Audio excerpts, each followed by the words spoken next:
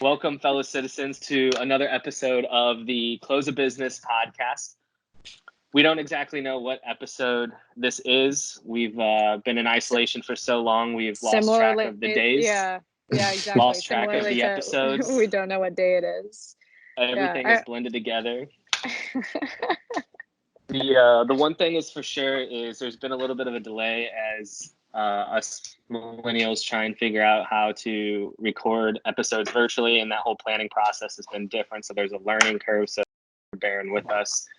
Is this what boomers feel like? Like probably where it takes time to figure out and coordinate things because of technological hurdles. A boomer podcast recording would be like this, just like looking down at the video camera. Oh yeah, we're recording this with video. We'll see if you guys actually. It's only this. Just your head. Just the tip. This is great radio. Hopefully we'll have some video bites for them to see. But today's episode is going to be kind of just talking about some news updates, some articles in the news. We tried to take it not so coronavirus or COVID-19 related, but unfortunately everything in the news is relating to that. So most of our in the news is also related to that. We've also just going to talk about what it's like working at home, the workforce of the future, as well as how we're adjusting to life in social isolation and socially distanced from all of our loved ones. I don't know if you're isolated. I'm just distanced. I don't know if what that means. What's the difference? Did you have any friends to isolate from in the first place, Kevin? I don't know. Wow. Whoa. You realize we're like living through history right now? Like there's going to be textbooks one day about this. With a screenshot of this team's call. So look good. It's going into history books, kids. Yeah, we gotta send this audio clip to the history book makers. Yeah, that's for sure. Obviously, I got him in my contacts and my cell phone. I'll have to shoot him a text afterwards. So let's go ahead and get started on a little bit of a news update. This just in. My news update for you guys. I don't know if you guys have been seeing this on social media or on the internet, but it's a cool way people have stepped up to try to contribute to the COVID-19 battle we're in. I'm sure you guys have noticed for the past 2 months, there's been zero hand sanitizer, none, in grocery stores, drugstores. You can't even buy them on the black market. The sketchy guy at your street corner isn't selling them either. He can't even get his hands on them. But a lot of the distilleries across the United States have kind of stepped up and started changing their alcohol distillery facilities and making them into hand sanitizer process making facilities, which I think is pretty cool. I was kind of interested into the difference in process. What are they just giving us little bottles of alcohol that we just dump on our hands and it's Barton's. It's all Barton's. Yeah. This hand sanitizer smells like IPA. yeah. Or this is hand sanitizer. This just looks like a shooter of Tito's. I'm kind of confused. This is UV blue. Yeah, exactly.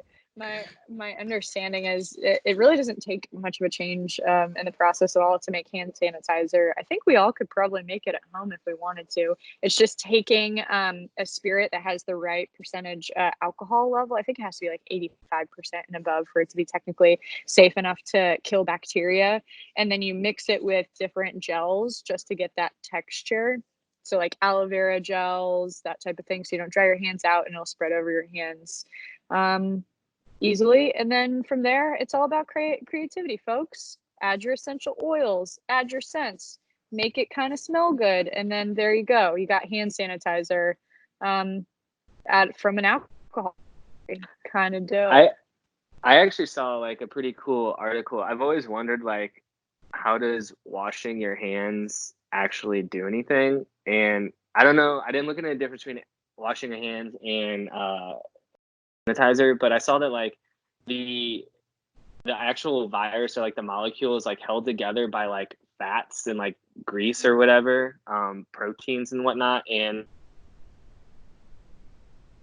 Oh no. Should I screenshot this really quick? Yes. The actual virus. Repeat yourself. You froze, buddy. Okay, where did I freeze at? Fats and grease. Okay. So, like, how does the coronavirus hold itself together? Okay, so yeah, like the virus itself, like the actual cell molecule is like held together by, I guess, fat or like some type of, it's not grease or it's not fat, but it's like a similar compound, and like the soap actually breaks it up. So when like you would use soap to like wash your hands and remove dirt and grease and stuff like that, it's actually breaking it up, breaking up the actual individual cell molecules, so they all kind of disintegrate and get rinsed down the drain. So that was cool. I also would like to add to what you're saying, Becca, about companies like pivoting to help the process. Bauer, a pretty prominent company in manufacturing hockey skates, shields, helmets, etc. They're starting to manufacture silky ones only. Silky ones. So yeah, a really prominent hockey gear company. They're actually starting to make face and ventilators. What happened? Face masks. Say face masks and ventilators again. It froze. They're actually starting to make face shields, as opposed to companies. We hear a lot about face masks and ventilators and stuff. They're making like the full heavy duty, like kind of like a welding mask for, our emergency workers and people who put themselves in harm's way like that, to keep them, clear of the virus. Also, a lot of companies, I know my alma mater, the students are 3D printing masks for the local hospital, as well as a lot of other manufacturers. Like there's been talks of Ford, making these ventilators. And I think most recent is the Pillow King, or I guess it's self-proclaimed pillow guy, CEO. Not the Tiger King, different. Not the which we should talk about that Tiger King, because got some hot takes. But yeah, they're now helping make ventilator and face masks for everyone out there. So it's really cool to see these companies pivoting and stepping up. As well as, Spotify. I don't know if you guys, like, whenever you're on Spotify or a streaming app, they're like bombarding you with COVID-19 awareness and stay home.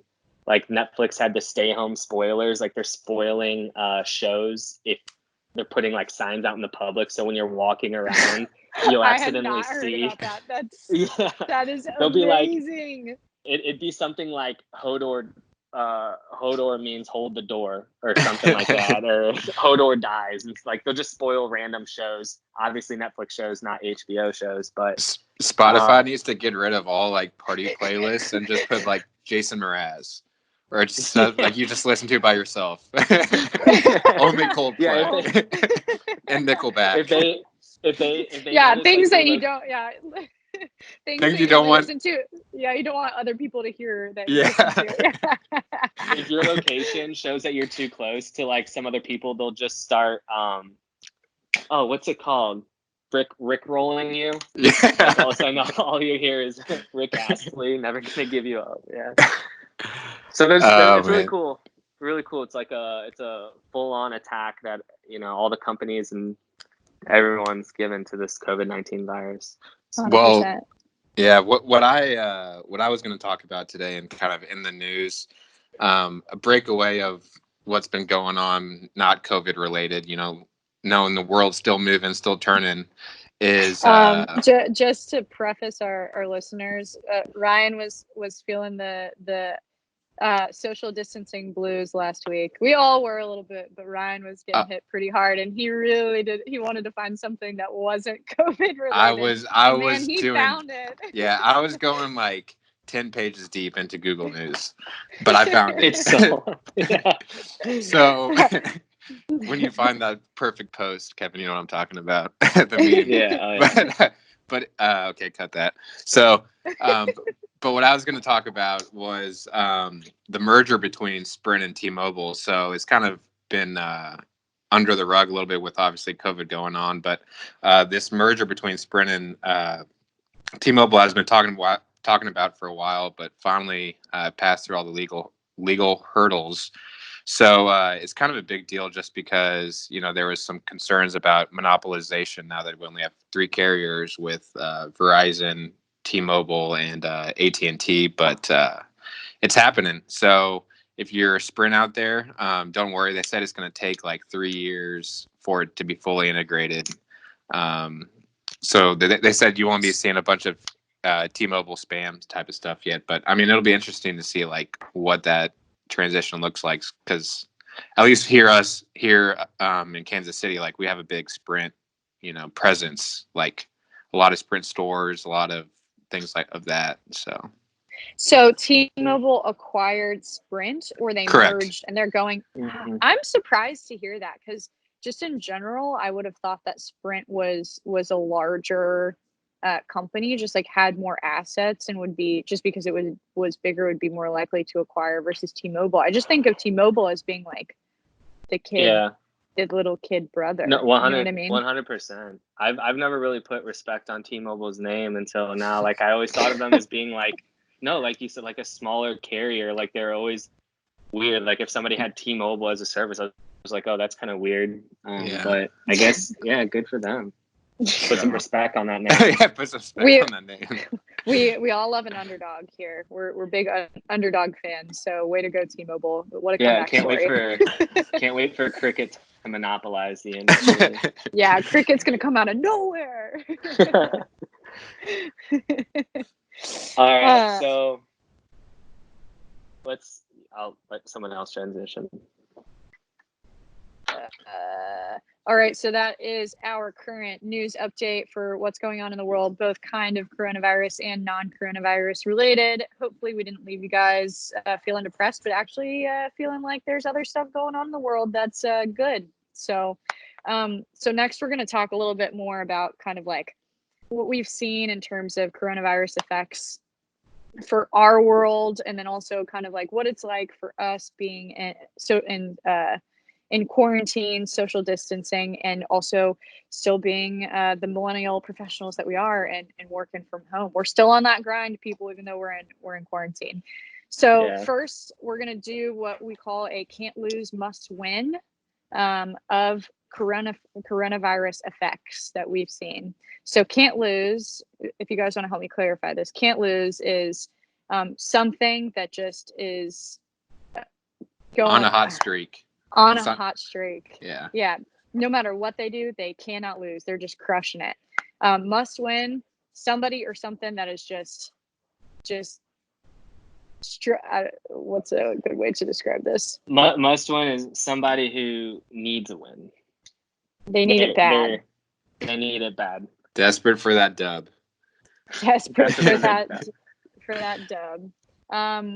Let's start with can't lose. What are some of your guys for coronavirus effects? I'll start off just so Ryan doesn't steal mine. So my can't lose is going to be Call of Duty releasing Warzone right before these shelter in place, I guess, rules went into effect and people like started isolating, because I mean, talk about one, it's just an incredible gameplay. It's one of my favorite ones so far.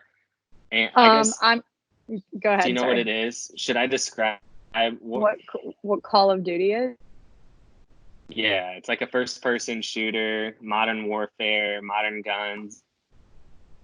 Video game. We're hoping our listeners know what Call of Duty is. If you don't, I'm not saying you have to play it, because I don't, but like if you don't know what it is, we got bigger things to worry about with you. That's a little concerning. It's cross-platform, which is dope, but also kind of sucks because I'm tired of just getting destroyed by people on their PC. But it's really cool. It's one of my favorites so far. So that would be my can't lose. My must win, desperate for the W, would be me in Warzone. I haven't won yet, and in fact, I've only got one top 10 finish, so it's pretty bad. But in all seriousness, must win would have to be Is it too easy to go for companies that are suffering? Hey, you do you. Are you? Yeah. Why don't you guys do your can't lose? Why don't you guys do your can't lose, and we'll come back to me on the must win. Well, I'm gonna hop in, and I'm gonna say must win. Since we're on the Call of Duty subject, must win all girlfriends and wives of men right now who are fully immersed in the world of Call of Duty. It's we gotta stick together out there. You know, we gotta keep each other entertained. To be fair, to be fair, I'm being pressured into TikToks, so like, oh geez, there's an equivalent. Also, what about all the boyfriends and husbands out there whose wives are addicted to Call of Duty? So that's so true. Yes. Yeah, you're Come right. on. You're right. As usual, we don't believe in gender norms here. So I just had to give a little shout out to them. I'm gonna say can't lose a couple of things. I made some notes. One, the obvious, and sadly, guys, I haven't watched it yet, so don't give too many spoilers when you're having this discussion later. Tiger King can't lose. I'm also going to say, also an obvious one, TikTok, but you got to say it. Also not a TikTok girl. I'm just not, but that's okay. I would say 99% of the population is immersed in the world of TikTok. And then what can't lose? Snacks. It's the comeback of snacks, people. We have evolved as a society to focus on health and fitness, right? And we've been told that snacking is bad. Well, guess what? We're all in our homes all the time. Snacking is bad. Arms reach of that Cheez-It box, right? You're snacking on that chips and salsa again. You're crushing it on that Smart Pop. I know we have been. So it's the comeback of snacks. Kevin.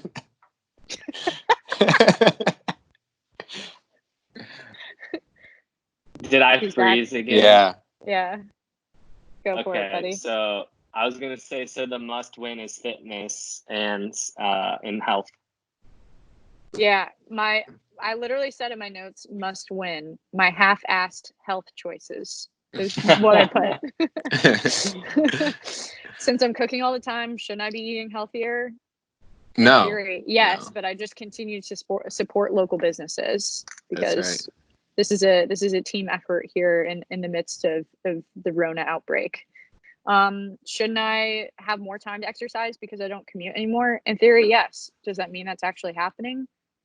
No, I just tend to sleep more. So since I don't go out on the weekends, shouldn't I be drinking less alcohol? In theory, yes. Is that happening? Absolutely not. Health goals. Becca, I had the best intentions. Is this a thing? Oh, he was going to say, is it a free therapy session? Probably is what he's going to say. Little does he know that I actually bugged his computer. So every time he was about to hit me with that diss, I just make his computer freeze.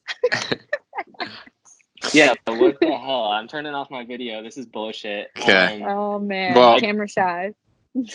I was just gonna say, Becca, like, I don't know if it actually picked up, but this is turning more into a therapy session for you. I knew it. Ryan is just so in tune with you nowadays. We've been doing this together for too long. Well, I'll go ahead and hop in with my can't lose, must win. So, okay, let's hear it. Kevin, I won't copy your Warzone can't lose, but along the same lines, Uno, just simple card games. So my whole entire closet, like I've Amazon Primed my closet out with card games, and the OG Uno, you can kill so much time with that. So can't lose. Is that your go-to? Yeah, I wouldn't say it's my go-to, but it's like that and Yahtzee. You know, they've been around forever, and you're like, you forgot how easy it is, but at the same time, how like each game is different. I've been trying to think of ways to virtually play like board games or card games with friends. And get on Scrabble. Hit me up on Scrabble. Listeners too. Hit me up on Scrabble. Yeah. Yeah, let's bring back, what's it called? The word game? The Words with Friends? Words with Friends. Are we bringing back Words with Friends? Yeah. Well, that's what I'm on. Hit me up on Words with Friends. Oh, okay. If you want that L. I want that L. So that's my can't lose. Another honorable mention can't lose that I saw and I thought it was funny is liquor stores. I saw something like 100 years ago. Hey, hear me out. 100 years ago, prohibition happened. Alcohol was deemed illegal. 2020, alcohol is a necessary business, and it has to remain open during COVID-19. 100%. I love it. They learned. Yeah, we learned from our mistakes. Society has evolved. But then must win. So I'm not dissing on the company because I've actually been a frequent of McDonald's here in the past couple weeks. But like the memes are going around about how the ice cream machine never works. Well, McDonald's, they've been stripping because they want to reduce like the interaction of their employees and stuff. They've been taking items off of their list. The one item they cut from their menu is ice cream. I tried to get an ice cream cone like a couple days ago, and they told me that it's off their menu. So the ice cream machines at McDonald's can't catch a break. That's it. Sounds like you're going through the snack issues Becca's going through. Oh my God, yes, without a doubt. It's a rough world out here for us food lovers. So circling Yeah, back to me, I need to give my must win. I think, and I don't mean this like, I don't know, wedding venues and anyone planning a wedding right now having to cancel that, like on a serious note, that really sucks. And I know that those people are looking for any good news possible when it comes to celebrating their marriage, whether it's postponing or if they're, I've seen people just not eloping, but, getting married, just the two of them regardless, and then having to do some kind of celebration later. So I think a big must win of an effect of this coronavirus is all the weddings. Yeah, that's a good one. That's a good one. Honorable mention for me for must wins. My show selecting habits. There's so many good things Another out therapy there. session we're talking about. Oh, it's all about me, baby. Show selecting habits. So many new things out there, but why do I always tend to revert to the classics? You know what I'm saying? Parks and Rec ends up being on my TV every day. It's sad. And then also next one, I'm gonna say Instagram challenges. I don't want to see any more of those. I don't want to see any more push-up challenges. I don't want to see any more dogs. People holding dogs. Like people in this society already brag too much about how much they exercise and post about it on social media. I don't want to see you doing push-ups. Are you talking to Kevin or what? Bro, come on! I haven't done a single challenge. I haven't. And not only the push-up challenge is annoying, like no one is doing a push-up correctly. They're like just trying to go. They're just trying to go for, I can do 20. It's like, no, you're doing maybe 3 if you total it up. Like get full depth and only do 5, but do 5 good ones. You're cheating yourself. Okay. Anyways. So Kevin's knowledge of correct push-up form cancels out the fact that he posts about his in-home gym on Snapchat quite frequently. I did it. Yeah, when I was one, you're super jealous. Hey, don't get defensive. Come on. I am jealous as hell. And it was 2 snaps when I was setting it up. Listeners out there, we haven't seen each other in a little while, so I got to get all my digs in, make up for all the lost time. I guess I have an honorable mention. It was a must win, but it's now a can't lose, which also transitioned into like making fun of myself. So the must win early on was all the concerts being canceled and festivals being canceled, and then like that super sucks. People who go to those can attest. We had some big concerts lined up, big festivals lined up that are just being canceled. But I think a really cool way thing that's coming out of this are these virtual sets. Like a lot of my favorite artists are going live or streaming live, especially on the weekends. Like tonight, Rez is throwing down a set, and that's gonna be incredible. And last weekend, like Slander did a set. They've got a whole music festival post for this weekend coming up. And Graves. So yeah, and it's really cool to see them like kind of get because when you're at a show, of course you get the light effects and everything and the environment, but with these live streams, you're kind of getting a first person view of what it's like for them and inside their homes. And so, and also on the hot seat are concert snaps. You know, I'm a big concert snap guy. People hate me for that, but you really want to piss people off is do a virtual concert snap and you'll really get the people going. So I'm gonna have to learn to tone that down. I love that. I love that. All right, so we finished up our. Oh, Ryan's got final thoughts. No, I was going to transition. I was just going to say, so how are you guys? You know, we are in work hours right now, and we're on the clock doing important work related stuff. How are you guys transitioning to the work from home situation? For me, it's not a just based on my job. My role at Black and Beach, I tend to work from home more, so this isn't really as foreign for me. I think the hardest part is like working with everyone else who is still in the process of adjusting to work from home, if that makes sense.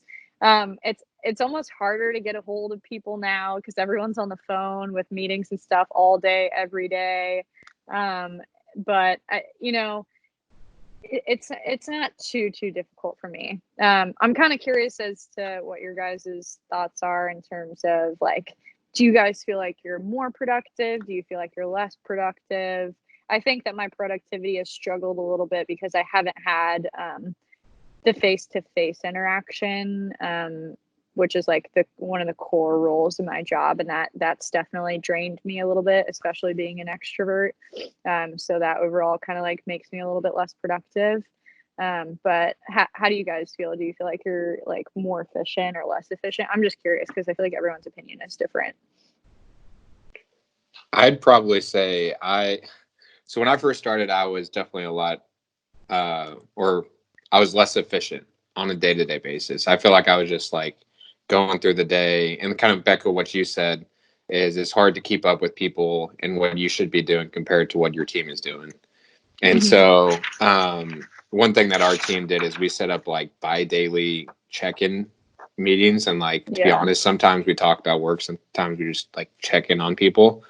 But one of the articles that I read that I thought was like really beneficial, and it was actually an interview with a NASA, she was a female astronaut with NASA, and they kind of compared self-isolation in our houses to isolation up in space, and like tips. And so she kind of mentioned how like creating a list as you start your day, and it can be even be small tasks like shaving or something like that, taking a shower, something like that, but like try to segment out your day and accomplish all these tasks. And like since I've been doing that, I haven't been, as you can tell, but shaving has not been checked off the list.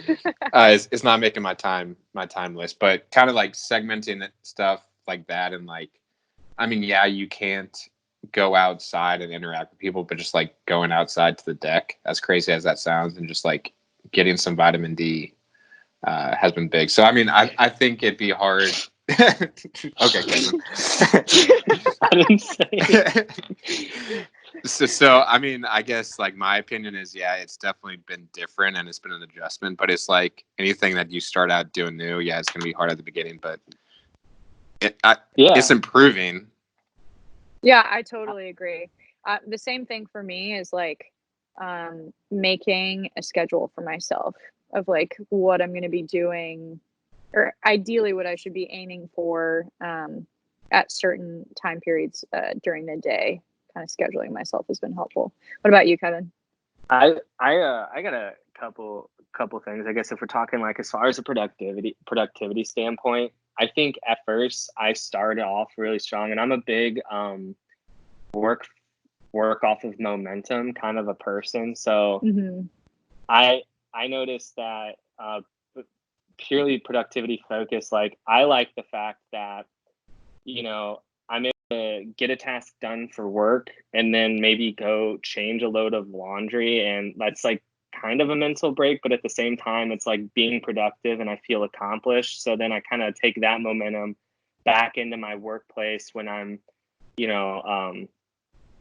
when I sit down to do more work, as well as I like the fact that I can take calls, and especially with having like Bluetooth headphones, I can walk around, and if I don't have to be like taking notes or like writing stuff down, if it's just general discussion, I can throw it on mute and, hey, maybe I'm gonna put some dishes up, and I don't know if my supervisor hears this and is like, you shouldn't be doing that, then oh well. But like I'll be like making a breakfast or heating up a sandwich or something. So it's like I like the multitasking aspect because it helps me build that productivity momentum.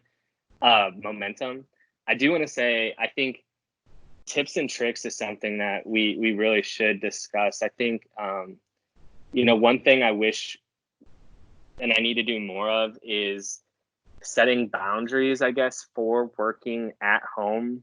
I noticed a lot of times I'm still taking calls, even though it's like my lunch hour. I'll stay logged on way past I'm supposed to and kind of like randomly pop in at the work computer and like answer an email or sit down and, make a little forward momentum.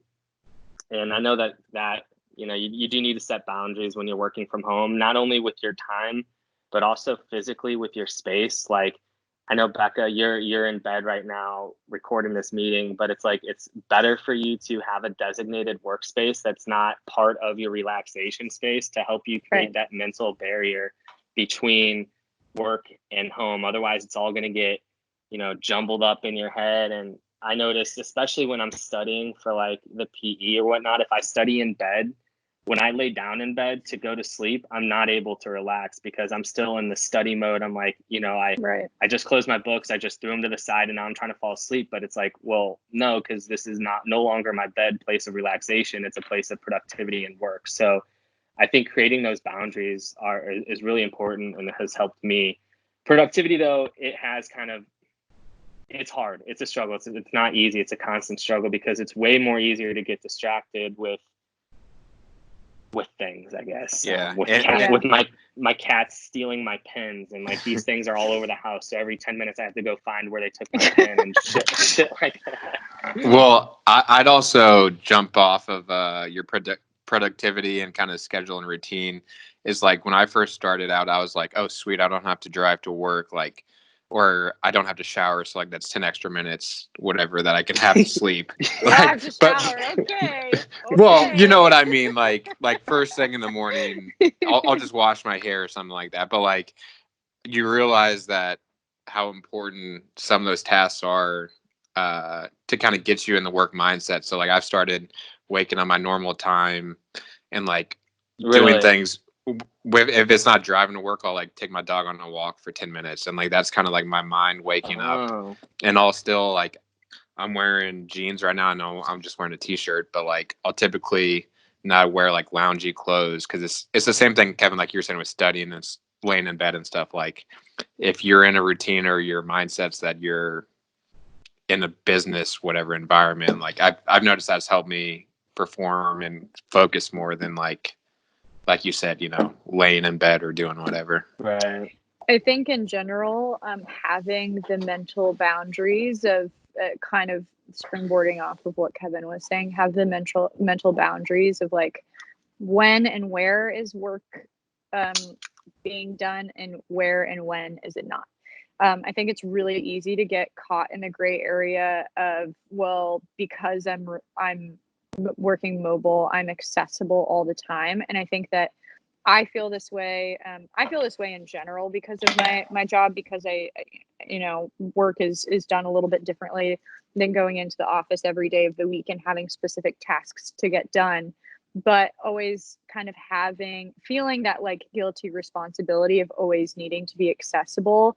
What is the right balance between being attentive and accessible and productive, and then knowing when to turn it off and not feeling guilty about it, even if there are colleagues or people that you work with that are responsive 24/7 right now.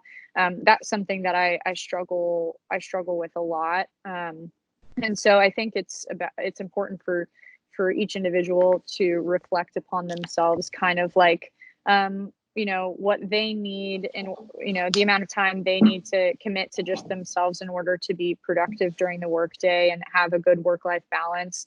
And that balance is different for everybody. Some people are just wired to be thinking and focused about work all the time, and that's okay. You don't need to be pressured to operate the same way because other people do. Some people get more work done in a shorter period of time, and they can shut their mind off and recharge, versus other people who are tuned in all day, every day, and maybe getting the same amount of work done.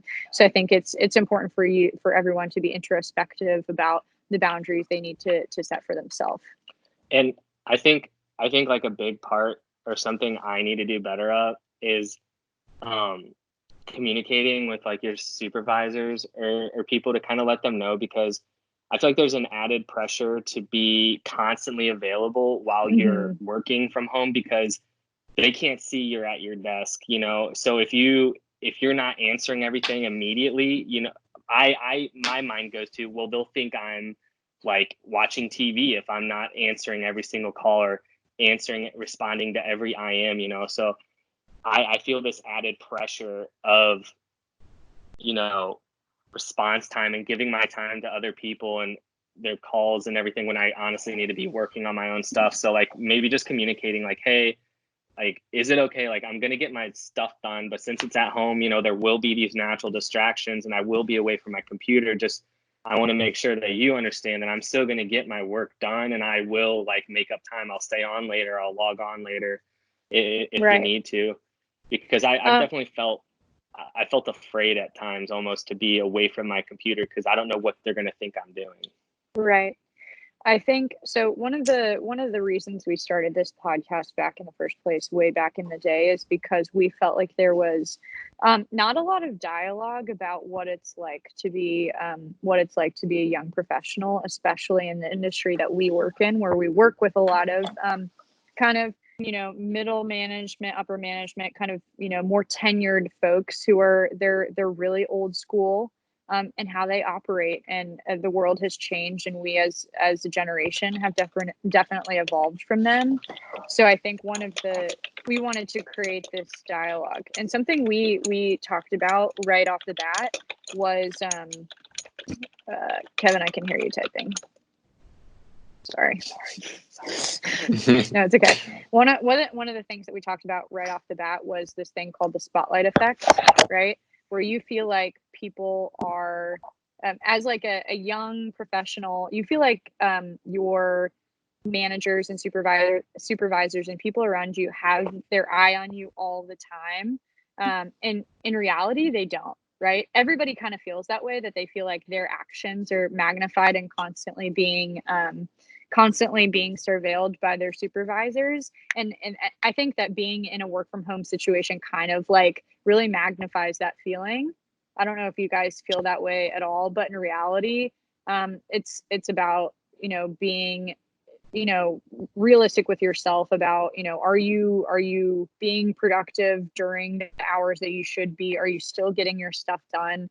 And not getting too wrapped up in what, and what you think everybody thinks you're doing, or what you think everyone thinks about you, if that makes sense.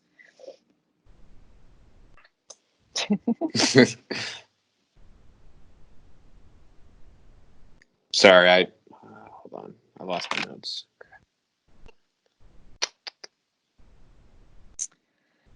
Do we want to talk about let's talk about like the technology, and like how do we think that how that's working, and like what's something doable. Okay. So we've kind of touched on like how our day-to-day lives have changed. Do you guys think this is something like that is sustainable? And we talk about workforce of the future and what that looks like. And I guess what technologies have you started to use that you feel like kind of maximize that efficiency that we're talking about?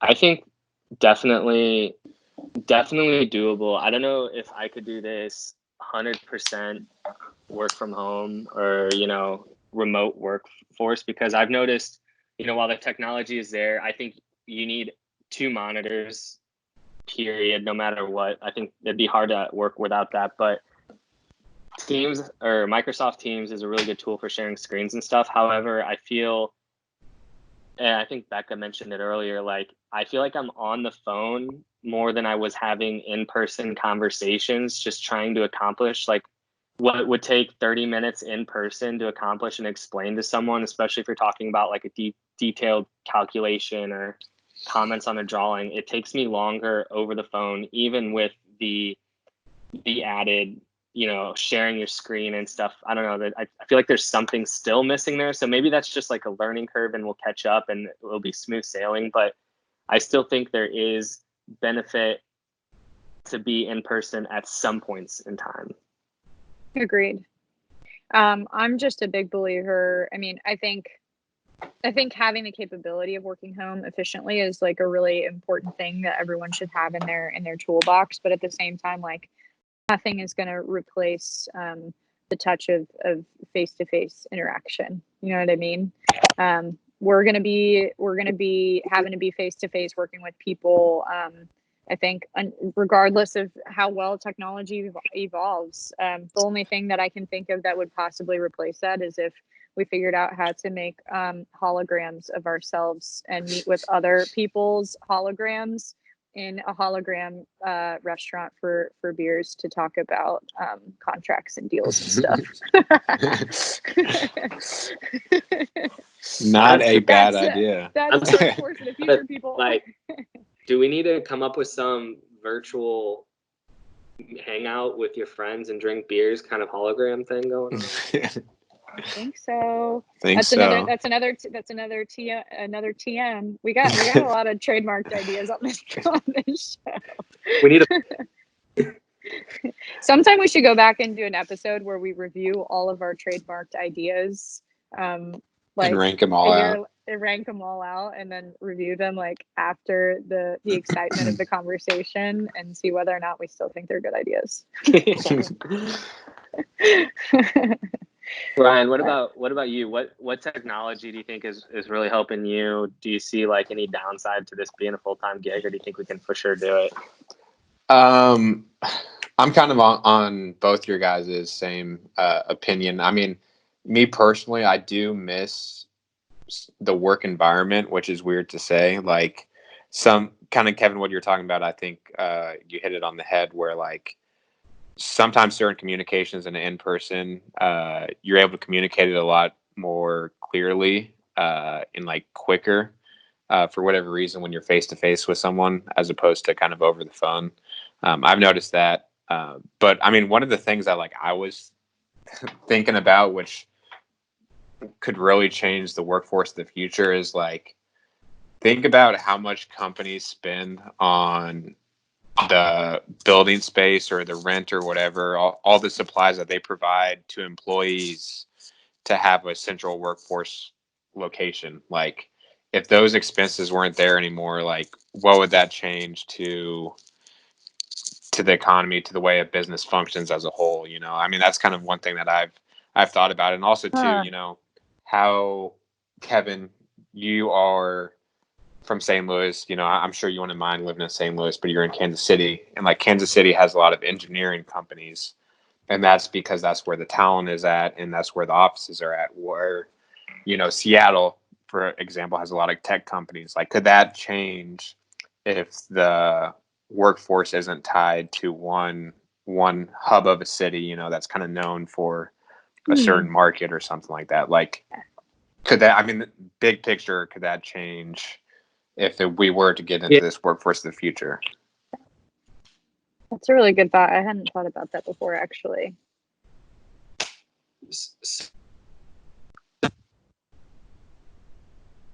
Kevin, you there? Go ahead. Yeah, can you start again? Yeah. Start again. All right. Start again. So I definitely had given some thought, like, Black & Veatch and other engineering firms in the KC area, just because we're so large and this is where our world headquarters are, like, they're huge. I definitely think there needs to be some location, whether it be like instead of having, this huge building, we have a smaller version, but co-location, or what much like a co-working space where like a smaller working space. Yeah. right. And so you can share. I mean, you can save money. You'd still have to pay for, building and HVAC and utilities and stuff like that, but on a smaller scale maybe. And I think the company, if we worked from home, I think the company should still supply or at least allow a budget on a personal level for things like pens, pencils, monitors and stuff, chairs and whatnot. And it's up to you on how you're going to allocate that budget, which I think would be really cool. Like, if your company was like, hey, you get $100, you get $100 a month, spend it how you want. And like, hey, this year I'm going to save up and buy a nice, really desk chair for myself. It's mine, but it's for my office space. Like a that'd per be diem, really cool. yeah. And Yeah, also exactly. too, like it incentivizes. I mean, in a way, you could think it incentivizes the employee to, I don't know, maybe cut costs if you want to say that. Like, you don't have to waste that you would have, because it is on like a per diem basis. Right. Like, I think. Go ahead. I just like, I think I would really love the idea of like everybody or more companies focusing on changing the way they're organized to give people the option. And I think about the effects of just outside of like work productivity. I just think about it from like a life perspective, giving people a lot of flexibility in terms of how they operate at home, how they manage things going on in their family, that type of thing. I think if we were to think outside the box a little bit more and companies were more willing to give people the opportunity to choose what was best for them, I just think that there would be a lot of like mutual benefit. I think one thing that's worth pointing out though is also like your social interaction with your coworkers. I know I've heard, and I don't know like what your guys' individual teams are, but I've seen examples of companies who are hosting virtual happy hours, or companies are like reaching out. They've got a Teams page for their team, and they're like, the leaders are doing mental health checks or exercises. They're like, hey, reminder guys, get up from your desk and still go outside and walk, or if possible, locate outside. And I think there needs to be a structure for you guys, for your team to still connect, for you guys to still, create that culture, whether it be virtual happy hours or checking in and on the mental health, doing a virtual stretch and flex and stuff like that. I think those definitely would need to be more prominent than what we would see if we're working together and interacting with each other. Because if you're in the office, you naturally stop by, say, hey, what's up? How's it going? You connect on a personal level. But if you're working virtually and you call someone, it tends to be all business. So you would definitely need to set up ways for you guys to connect personally virtually. Yeah, for sure. Definitely. For sure. So it sounds like you miss us, Kevin. It sounds like you miss us, is what you're saying. That's so nice. I think that's a perfect transition into what we want to talk about next. Yeah, I actually, on all of our meetings now, we do a daily touch base. I actually sign off every call, like, miss you guys. love you guys. But yeah, like the personal aspect, how are you guys managing? My dog's loving it. I mean, it's definitely different. Like for me, I am very like task oriented, and so if I don't kind of force myself to keep up with friends, if it's not in a face-to-face interaction, like I rely a lot on like the weekends and actually doing stuff together to catch up and stuff. Like I'm not someone who just texts constantly. That's, just not who I am. So keeping up with friends and coworkers and stuff on a social level has definitely been different for sure. But I'm killing it on Netflix though. Yes, Netflix, I'm still watching. Didn't they remove that feature? Huh? I thought maybe I heard. They should make it, have you washed your hands recently? And then that would make you think a little bit more. You'd want to be honest when you hit the yes button, So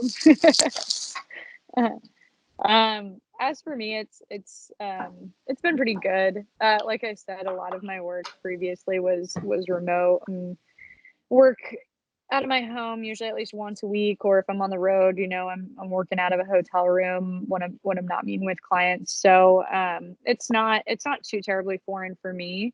But I'm very much a get up and get out there and go do something type of person. So having somebody lay down the law and say I'm not allowed to kind of go out and do things whenever I typically would please has been a bit of an adjustment. It's an adjustment I'm willing to sacrifice for sure, but I've just had to learn to adjust to it. And I'm very much the same way. I'm a task oriented person, so it's just learning to kind of shift everything that I'm doing into some form of task, even if it's not work related. It can be exercise related. It can be like going on a walk. It can be calling my family. It can be FaceTiming with friends, that type of thing. Just having things that I need to cross off just to kind of like keep my life moving in a positive momentum. I think for me at the very least, and I'm fortunate enough that I haven't been affected health wise by all of this, and I hope that that doesn't end up being the case later on. And I'm fortunate that my family and friends haven't been too directly affected by this health wise, with the exception of my friends who work in healthcare. But I see a lot of like very interesting positive things coming out of this. It's given me a lot of time to kind of reflect on what's important to me. In reality, everything that I have in quarantine and social distancing is everything that I really need to be happy. It also has helped me save a lot of money. So yeah, big. That's definitely helped. But there are just a lot of really there are a lot of positive things that I think can come out of this in general for everybody. So Yeah, I would like to second that saving money thing. I think, earlier in the episode you mentioned like your health and everything, like you're snacking out the wazoo. Thankfully, I don't know, something about this quarantine, it's like, all right, Kevin, you have literally no excuses. Now is the time to get your butt into gear and to like finally hit stride with your diet and your routine and all this. So like everything I've been working on, I think I've been able to do better. Like I love cooking now, cooking all the meals. I used to eat out like 50% of the meals. So now that I'm cooking, I'm saving money. I'm learning it's not that scary. So I don't have as much anxiety when it comes to meal prepping and cooking and tracking calories and all that. The one thing I do not like though is like the pressure from working from home. It's like, okay, well, you don't have to commute. Like you're at home. The pressure to be productive. Like, I've got the gym outside. I've got everything I need here. Like I need to constantly be going. Like, why aren't you hitting 3 workouts a day and going on 2 walks a day? Like you've got all the time, it's that's pretty rough. So I need to learn to like kind of ease up on that front and not have to be so productive all the time. Because I feel like a piece of poop whenever I just kind of sit around, and I don't sit around well, and it's hard to do that. yeah, So I'm not wired that way either. It's an adjustment for sure. I do love rolling out of bed. I don't do the routine. I roll out of bed and log on and go. I love that. Little extra sleep is helping, but yeah. And also like my hair, my beard getting out of control. I was due for a haircut when this started like 3 weeks ago, and now like I can't keep it out of my face, and it's kind of getting annoying. You got some scissors there. You can do it. Just like go around and bowl cut it. Hell yeah. Have you guys picked up any new hobbies or got anything off the to-do list that you were pushing off? Starting remodeling my basement, so that's it's moving. Is Home Depot an essential business? Oh, it is. Home Depot's been packed. I'm not gonna lie. Home Depot has been busy every time I've gone. Oh, so if you contract the Rona, that's where you got it from, Home Creepo. Yeah, but I'll be here by myself, so you guys are all right. Shit. I've started investing finally, getting into the investing game. It's And not a I hate bad it. time. Me too, buddy. I'm starting to I make hate it. some serious financial plans. That's been a good yeah. thing. So I've you know, always like done like brokerage accounts separate from like my 401k and stuff like that. But now I'm trying to like choose my own stocks that I invest in and stuff. And I always thought it was like, oh yeah, you just throw $100 and you make all this money. And I'm realizing like you have to put so much money into it to make money because the fluctuations are so small. Right now is different because you can buy super low, but I can see get day trading. I know like I'm not trying to do that. I'm just trying to buy a stock and let it sit, but I'm already getting sucked in and checking it like every hour and like, oh, let's sell and buy, you know. Yeah, It's a scary. That's the biggest thing. I mean, I've been doing that for a while, a couple of years, but like if you're gonna do it, it's very easy, like you said, to check it constantly, or your phone set up with notifications like, oh, is it a 52-week low or whatever, and so you're always checking it. But it's just like buy it and then forget go away. about it. Yeah, forget about it. Forget about it. And I didn't realize, this is maybe stupid. I didn't realize unless you're doing like, what is it, some type of like portfolio, you have to buy a full stock. And I was just like, oh yeah, I'll just throw a couple $100 in and I'll buy some of this stock, some of this. And it's like, no, like I need $600 to buy one stock. And I was like, well, they are changing that. So all of the main broker accounts like Schwab and Robinhood and all the other ones out there, they're introducing, it's not a for sure thing yet, but yeah, it's kind of to entice younger investors as they're doing fractional sharing. So, you know, now if it's Tesla shares $400 or 500, whatever it is today, to buy it. Okay. Yeah. So instead of putting down a whole 500 to buy a share, you can put like as little as some like $10, $1, something like that, and you own a fraction of a share. Yeah, because I was looking, I was like, okay, I could spend $600 on buy this one share that might go up incrementally, or I can buy like 60 $10 stocks that could go up maybe $10, which is like, you know, still not a lot, but I can buy way more. So my profits are whatever you call it is like way larger. So that kind of like switched my.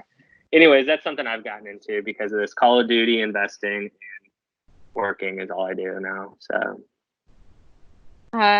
Same. Reading about money and getting back into taking baths.